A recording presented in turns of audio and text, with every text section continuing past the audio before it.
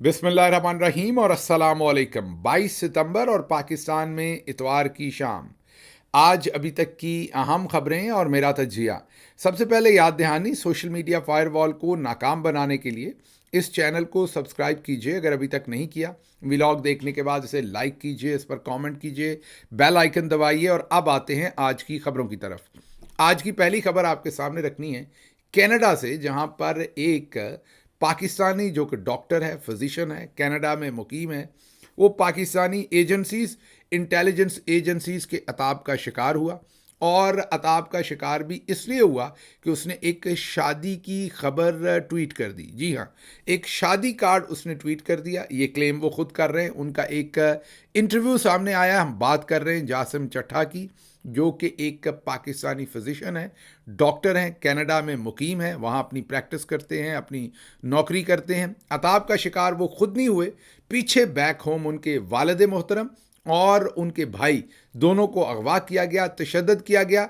अब उनका एक इंटरव्यू सामने आया है जिसमें वो ये बता रहे हैं कि उनसे सवाल जवाब, जब उनके भाई और वालिद को अगवा करने के बाद जब उनसे नेगोशिएशन की गई, ब्लैकमेल किया गया, सवाल जवाब किए गए, जो भी कहना है आपने उसे, और उनसे जो ट्वीट डिलीट करवाए गए, तो वो जो ट्वीट डिलीट करवाने की बात कही गई या उनसे जो स्टेटमेंट्स कही गई कि आप माफ़ी मांगें, उन सब चीज़ों के पीछे जो सबसे बड़ा एतराज़ था वो एक शादी की खबर देने का था। जब हमने रिकॉर्ड चेक किया ट्विटर का, दूसरे लोगों से बात की, तो पता चला कि जासिम चट्टा साहब ने अब से 2-2.5 हफ्ते पहले इस वक्त के जो DGISI हैं, लेफ्टिनेंट जनरल नदीम अंजम, जी हाँ, लेफ्टिनेंट जनरल नदीम अंजम, उनकी बेटी की शादी की खबर, गालिबन 21 तारीख को उनकी बेटी की शादी हुई है, उस शादी की खबर का जो कार्ड था शादी का, वो उन्होंने ट्वीट किया और उसकी खबर दी थी कि लेफ्टिनेंट जनरल नदीम अंजम साहब की बेटी की शादी हो रही है। और ये खबर देना लगता है उनको भारी पड़ गया और फिर उनको उठा लिया गया, और मतलब कि उनके वालिद मोहतरम को और उनके भाई को, और उन पर तशद्दुद किया गया।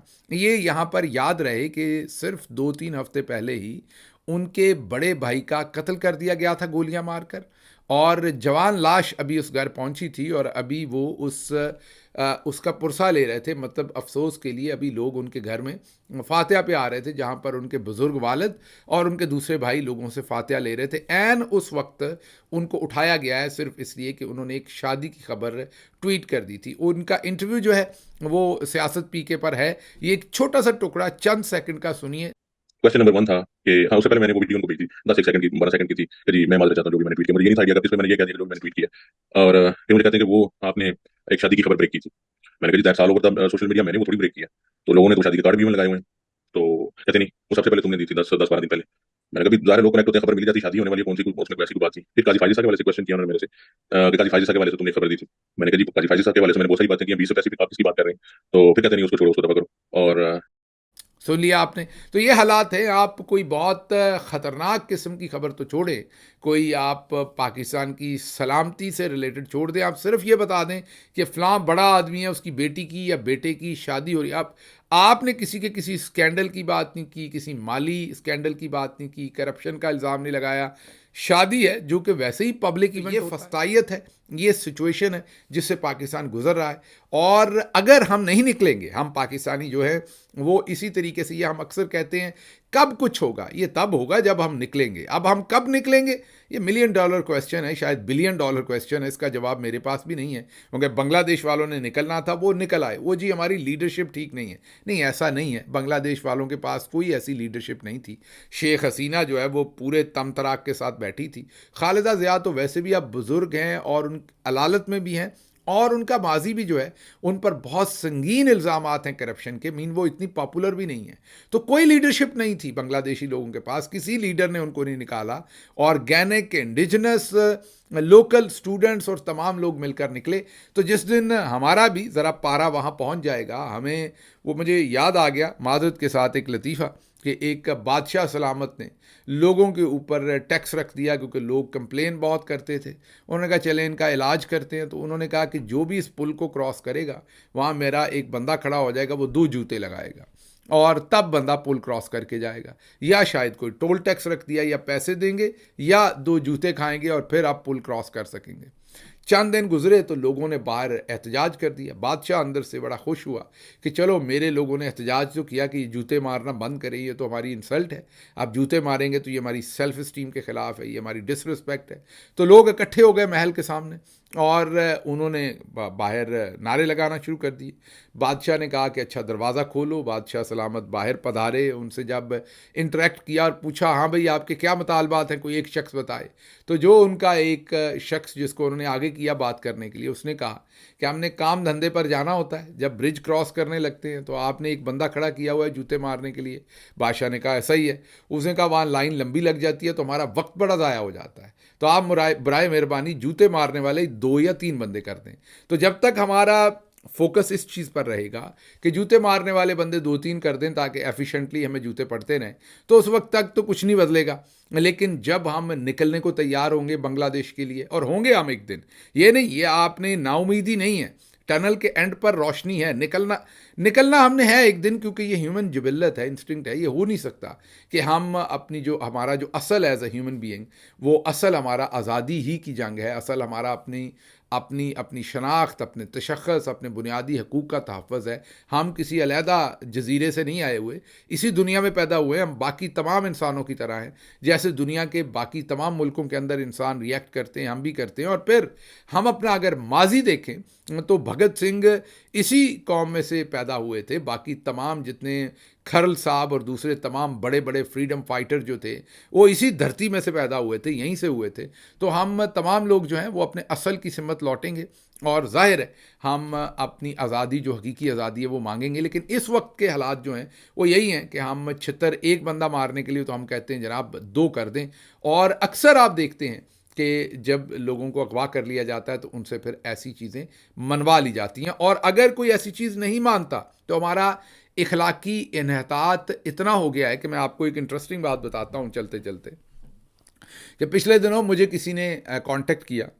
बहुत ही वो पढ़ी लिखी शख्सियत हैं, एक ख़ातून डॉक्टर हैं, और वो वेस्ट में रहती हैं। नाम मैं इसलिए नहीं मुल्क का देता कि कहीं उन्होंने ज़िक्र ना किया और उनके लिए मसाइल ना बन जाए, उनकी फ़ैमिली के लिए पिछले दिनों मसाइल ना बन जाए पीछे। तो उन्होंने मुझसे रब्ता किया और मुझे ये कहा कि आपका भाई अगवा हुआ था, फिर भी आप आवाज़ उठाते रहे। अब इसकी 2 वजूहात हो सकती हैं। एक वजह तो ये हो सकती है कि आप वाकई इतने बहादुर हैं, और दूसरी वजह ये हो सकती है कि आप फिर उनके एजेंट हैं जिन्होंने आपका भाई उठाया था। और हो सकता है कि असल में, क्योंकि पाकिस्तान में ऐसा भी हुआ है, लोगों को हीरो बनाने के लिए बड़ी दर्दनाक स्टोरीज़ आपके सामने रखी गई हैं, ये असल में हुआ है। लेकिन असल में वो अगवा नहीं थे, वो मिले जुले तरीके से अगवा थे। तो उनका जो सवाल था मेरे से वो ये था कि हो सकता है आपका भाई अगवा किया ही ना हो, बस मिले जुले तरीके से हो। मैंने कहा ये आपको क्यों लगता है? उन्होंने कहा इसलिए कि आप इतनी दिलेरी के साथ, इतने स्ट्रेट फॉरवर्ड तरीके से फिर भी अपना जो कॉन्टेक्स्ट था वो बयान करते रहे, फिर भी अपना जो लाइन थी आपकी पार्टी की या आपके लीडर की या आपकी अपनी सोच थी वो आप देते रहे। तो उन्होंने कहा फिर इन दोनों चीज़ों में से एक हो सकता है। तो मैंने हंस के कहा पहली पे तो आपको शक होगा कि मैं इतना बहादुर हूँ, क्योंकि जो कुछ हमारी कौम के साथ किया जाता है, जितना मैंने आपको बताया कि बहुत सारे हीरो जो आपके सामने बनाए गए हैं, जब असल बात आपको ज़िंदगी में कभी पता चलेगी तो आपका हासा ही निकल जाएगा। तो मैंने कहा वहाँ पर तो आपका शक करना हक बजानब है, क्योंकि हमारी कौम के साथ यही हुआ है सारे टाइम से। तो फिर मैंने कहा आप दूसरी चीज़ ही सोच रहे होंगे ज़्यादा कि मैं उनका एजेंट ही हूँ। तो उन्होंने कहा, मैंने कहा इसका मैं आपको आसान हल बता देता हूँ, मैं ये नहीं कहता कि मैं नहीं हूँ, ये वक्त बता देगा आपको। जो एजेंट है ना, आप फिलहाल उनके इर्द गिर्द दायरा लगा लीजिए और अपने दिमाग में क्वेश्चन मार्क रख लीजिए। जब वो आपको कोई ऐसी बात बताएं जो आपका दिल और दिमाग ना मानता हो, तो वो आपका जितना मर्जी बड़ा हीरो हो, आपने उसको फॉलो नहीं करना। ये रूल ऑफ थंब बना लीजिए, यही मैंने उनको बताया। मैंने कहा फॉर एग्जांपल मैं आपको कोई ऐसी चीज़ बताऊं जो आपको लगता हो कि जिससे इमरान खान ने आज़ाद नहीं होना, जिससे असल में मिलिट्री इस्टेब्लिशमेंट के इस टाइम बैठे हुए ऊपर लोगों को फ़ायदा होना है, तो मैं जितना मर्जी आपके हिसाब से हीरो हूं, लेकिन आपने मेरी बात नहीं माननी, आपने सोचना है ये उनकी टाउटगिरी कर रहा है। तो इसलिए इस टाइम कोई ऐसा टेस्ट तो है नहीं किसी का, कोई ब्लड शुगर तो टेस्ट नहीं करना कि आप डिप करके शुगर उसका ब्लड शुगर टेस्ट कर लें। इस वक्त कोई पता नहीं कोई क्या कर रहा है, कौन किस तरफ से खेल रहा है। बहुत सारे जाली जो हीरो आपके सामने बना के पेश कर दिए और बहुत सारे असल हीरो जो हैं उनके इमेज जो हैं वो मसख करने की कोशिश की जाती है आपके सामने। तो इन हालात में अल्लाह पे छोड़िए, वक्त का इंतज़ार कीजिए, सच हमेशा तैर के ऊपर आता है। ये मुमकिन नहीं है, अल्लाह सच का खुदा है। इंशाल्लाह आप देखेंगे कि जो सच्चा हुआ वो भी आपको नज़र आ जाना आने वाले दिनों में, जो ना हुआ वो भी। फिलहाल रूल ऑफ थंब यही रखिए कि जिसकी बात आपके दिल को, दिमाग को, दोनों को समझ आती है वो मानिए, और जो आपको उल्टी बातें बताए और उसकी बात मानने की आपको फिलहाल ज़रूरत नहीं है, क्योंकि धुंधलापन इतना है, धुंध इतनी है, आपको नहीं पता कि कौन असल में क्या कह रहा है और कौन क्या कर रहा है। आगे चलते हैं जी। अगली खबर जो आपके सामने रखनी है वो इंटरनेशनल मीडिया में आए दिन कोई ना कोई आर्टिकल छपता है, किसी की राय छपती है, और पाकिस्तान में व्हाट्सएप ग्रुप्स के अंदर ऐसी चीज़ डाली जाती है कि बस धमाल पड़ती है। हमारे पाकिस्तान के ज़्यादातर जो एंकर दोस्त हैं वो उस चीज़ को पढ़ते भी नहीं हैं। हम पाकिस्तान की क्या बात करें, आज इस खबर के ऊपर जो मेरी टीम ने रिसर्च की हुई थी वो भी इतनी अधूरी थी कि मैं अगर वो खबर आपको देता तो आपको भी समझ नहीं आनी थी। वो मेरी टीम के भी जो शाहकार थे, बल्कि शाहकार थीं आज जिन्होंने वो खबर ढूंढी थी, उन्होंने भी बस पाकिस्तानी मीडिया में जो अमूमी काम है वही कि बस सरसरी सा पढ़ा और उसका एक जो मतन था वो लिखकर हमारी रिसर्च में डाल दिया कि जी ये आज हुआ है। बहरहाल आज यरूशलेम पोस्ट के अंदर हैरी रीचर का एक आर्टिकल जो है वो रिपोर्ट हो रहा है पाकिस्तान में, और ये कहा जा रहा है कि यरूशलेम पोस्ट ने कहा है कि इमरान खान जो है वो इजराइल का बहुत बड़ा दोस्त साबित होगा और इमरान खान इसराइल के लिए बड़ा अच्छा होगा। उस पर झूठे जाली प्रोफेसर एहसन इकबाल साहब ने एक बयान भी दाग दिया कि यहूदी लॉबी जो है वो इमरान खान को दोबारा लाना चाहती है। अब क्योंकि हमारा मीडिया पढ़ता नहीं है चीज़ों को बदकिस्मती से, जो व्हाट्सएप के ऊपर हमारा मीडिया का मतलब सारा मीडिया नहीं, बीच में पढ़ने वाले लोग भी हैं, मैं ये जो जाली किस्म के लोग हैं उनकी बात कर रहा हूँ, बगैर पढ़े वो काम ठोक देता है। तो वही हुआ। अब अगर आप ये हैरी रिचर का ये आर्टिकल पढ़ें जो यरूशलेम पोस्ट के अंदर छपा है, पहली बात तो ये यरूशलेम पोस्ट का कोई अदारिया नहीं है। ये ऐसे ही है जैसे फॉर एग्जांपल मुनीब फारूक साहब एक आर्टिकल लिखे रोज़नामा जंग में, और वो अपने आर्टिकल में लिखें कि मेरे ख्याल में जो नवाज शरीफ है वो उम्मत मुसलमान का सबसे बड़ा लीडर है। और आपको पता है कि साले जाफ़र साहब और बहुत सारे लोग अपनी राय लिखते रहते हैं, और किसी एक शख्स की राय, मसलन वो हमारे जो बाबा जी थे, बाबा व्यागरा जिनको हम कहते हैं, पीटीवी वाले हमारे कासमी साहब, आप सोचिए कितनी ज़्यादा मालशी किस्म के वो आर्टिकल लिखते रहे हैं। अभी भी बहुत सारे लोग कितने मालशी आर्टिकल्स लिखते हैं। तो अब ये इनकी राय होती है, वो शख्स राय देता है कि नवाज शरीफ जो है उसने पाकिस्तान को एशियन टाइगर बना देना है, नवाज शरीफ ने ये कर देना है। अभी इरफान सिद्दीकी साहब कैसी कैसी राय देते हैं आपके सामने, अबसार आलम साहब कैसी कैसी राय आपके सामने देते हैं और लिखते हैं। अब अगर ये राय जो है इसको ऐसे पेश किया जाए कि जैसे ये पूरी पाकिस्तान की राय है, या फॉर एग्जांपल कोई राय दे कि अयाज सादिक साहब ने एक तकरीर की थी कि टांगें कांप रही थीं और ये था हिंदुस्तान के बारे में, याद कीजिए। अब उस राय को हिंदुस्तान ये प्रोपेगेंडा करना शुरू कर दे कि ये, हालांकि अब वो जो उन्होंने आज के मौजूदा स्पीकर साहब जो अयाज सादिक, उन्होंने पार्लियामेंट के फ्लोर पर दी थी, वो वाकई बहुत सीरियस बात थी, लेकिन फिर भी वो एक इंडिविजुअल की राय थी। यहाँ पर अखबार में एक शख्स सिर्फ अपनी राय छाप रहा, अपना एक आर्टिकल छाप रहा है, ओपिनियन छाप रहा है, और उसको पहले तो अखबार का आइडिया, लेकिन अगर आप उस ओपिनियन को भी पढ़ें तो बड़ी इंटरेस्टिंग बात है। उस ओपिनियन में वो ये लिख रहा है, लेकिन पढ़ना तो हमने है नहीं, उस ओपिनियन में वो असल में ये लिख रहा है कि इसमें कोई शक नहीं कि इमरान खान फ़लस्तीन का सपोर्टर है। ये आज का आर्टिकल जिस पे भंगड़े डाले जा रहे हैं ना, क्योंकि पढ़ा जो नहीं है, एक तो ये पढ़े लिखे नहीं है, ऊपर से कोशिश नहीं करते, ऊपर से आर्टिकल अंग्रेज़ी में होते हैं, कोई एक मुसीबत है इनके लिए। तो अब उस आर्टिकल में लिखा उन्होंने, रीचर ने, यह है कि इमरान खान फ़लस्तीन का सपोर्टर है, इस पर कोई शक नहीं, लेकिन पाकिस्तान के जो माली हालात हैं वो इतने ख़राब हो गए हैं और पाकिस्तान इतना क्रिपल हो गया है कि पाकिस्तान को अब माली इमदाद की ज़रूरत होगी। पाकिस्तान अपने पाँव पर खुद नहीं चल सकता, और आने वाले वक्त में इस मजबूरी के तहत इमरान खान जो है वो इसराइल को मान सकता है, इसराइल का सपोर्टर हो सकता है। अब आप सोच रहे होंगे कि उसने ये बात सिर्फ इमरान खान के बारे में क्यों की। बात तो वो कर रहा है कि पाकिस्तान के माली हालात बहुत ख़राब हो गए हैं और आने वाले वक्त में पाकिस्तान को बैसाखियों की ज़रूरत होगी, जिसके लिए उसे इसराइल और इसराइल की सपोर्ट माली इदारों से कर्ज लेने के लिए ज़रूरी होगी।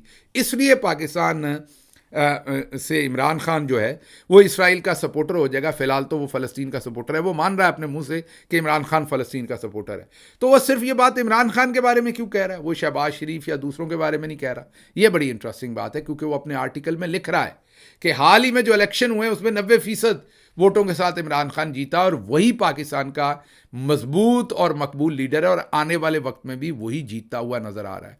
वो वजह भी बता रहा है कि क्यों सोच रहा है कि ये फैसला मुश्किल इमरान खान को करना पड़ना है, या ये मुश्किल इमरान, अब ये उसकी राय है कि माली मामलात की मुश्किल में आके इमरान खान जो है वो घुटने टेक दे। अकॉर्ड जो एक इजराइल का और ट्रंप साहब ने खड़े होकर जो एक तस्वीरें शाया की थी, वो याद कीजिए, जिसमें यूएई और बहरीन, जी हाँ, इन दोनों ने इजराइल को तस्लीम किया था। उसके साथ अपने मुत्तहिदा अरब अमारात और बहरीन दोनों के नुमाइंदे साथ खड़े थे, और जाहिर है सदर ट्रंप खड़े थे और इजराइली नुमाइंदा खड़ा था, और इन्होंने उस वक्त इजराइल के साथ अपने रिलेशनशिप नॉर्मल किए थे। ये गालिबन 15 सितंबर 2020 की बात है, जब ये अब्राहम अकॉर्ड जो है ये खबर और ये शाया हुआ था, और उस वक्त ट्रंप ही अमेरिका के जो है वो प्रेसिडेंट थे। अब उस वक्त 20 सितंबर की जो इमरान खान की स्टेटमेंट है वो रिकॉर्ड पर है,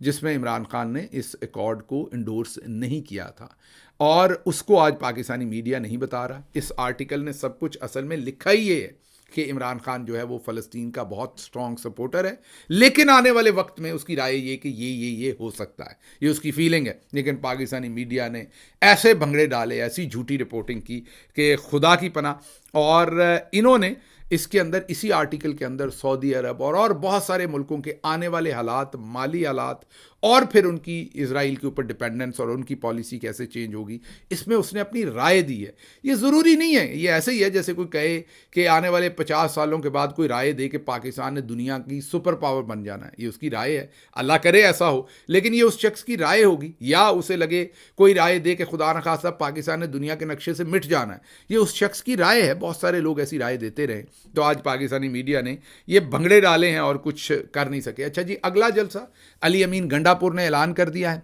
कि अगला जलसा जो है वो 29 सितंबर को मियाँ वाली में होगा, और अगला जलसा जो है वो बेसिकली मियाँ वाली के अंदर करने के बाद फिर उससे अगला जलसा रावलपिंडी में किया जाएगा।